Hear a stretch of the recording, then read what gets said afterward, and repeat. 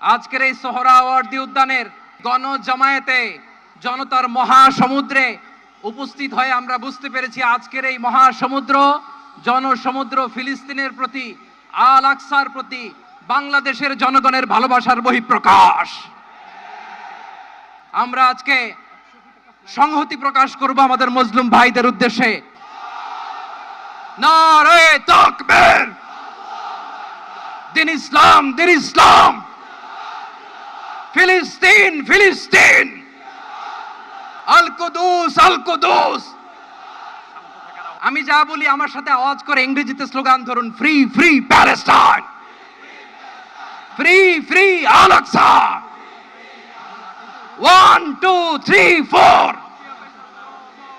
genocide no more, from the river to the sea, Palestine